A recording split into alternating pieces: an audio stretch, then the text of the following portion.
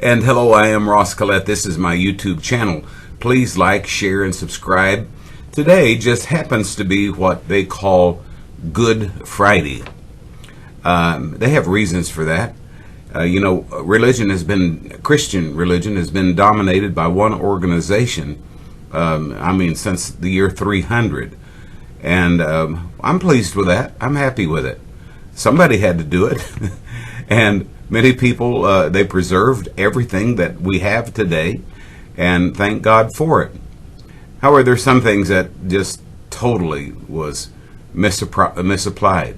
For instance, John 19:31, that said Jesus was taken down off of the cross before 6 o'clock in the afternoon because it was the beginning of the Sabbath, but it called it a high Sabbath. It was an annual Sabbath. That means it was a day earlier.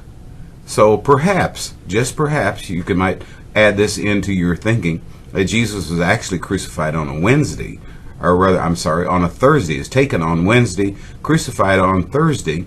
That would also give you 3 days and nights before he resurrected.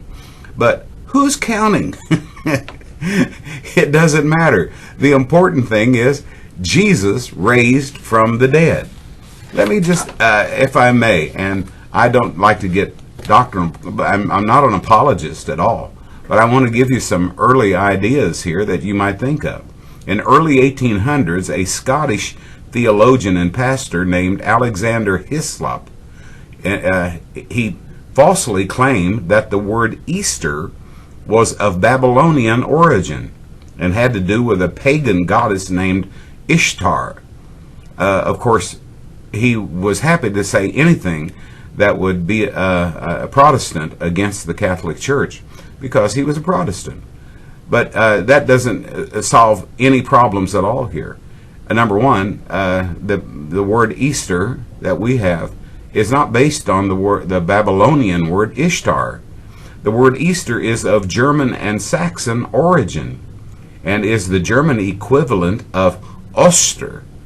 I don't speak German, but I can read what is in history books. The modern word Ostern comes from the word Ost, which means the rising of the sun. In English, it is the word East. We call it East. Oster comes from the old Teutonic form of Auferstanden, the Auferstehung, which means resurrection. Now, isn't that interesting? That all of these years, you have thought you've been celebrating a pagan holiday on a pagan date. But the Bible plainly says, have you wondered why Passover is always the same and Easter, the date for it, changes? Well, Passover is always on the 14th of the month Nissan, according to the Bible. It tells us actually that's the day. That's what Jesus was celebrating at the Last Supper, the sacramental meal for Passover. Now, think about this just for a moment. Why is it always that? Well, I'll tell you why. In the year 312, at the First Nicene Council, they had to make rules because everybody was doing what they wanted. The Nicene Council made one rule, and they named it, one of the guys was German, I guess, and he used the word Oster, and they all went through all the languages into Easter, through Latin especially. So that's where they came up with the actual word for that. So why is the Christian date for Easter different than the Passover date? It seems like it would be exactly the same, doesn't it? Well, here is what they did. They said people want to come to Rome to celebrate Easter with us, and so what we have to do, and you notice this throughout history, we'll make it the first full moon after the vernal equinox. It's close. A lot of people celebrate the vernal equinox anyway. Why the full moon? It's because if you were coming a long way to Rome to celebrate Easter, you could walk at night. There weren't any street lights back in those days. And so if the moon was full, you could see how to walk. Little interesting things in our past. How one man can make a mistake. I believe it was an honest mistake. It was Alexander Hislop, I suppose, was a good man. He was a Scottish theologian and a preacher.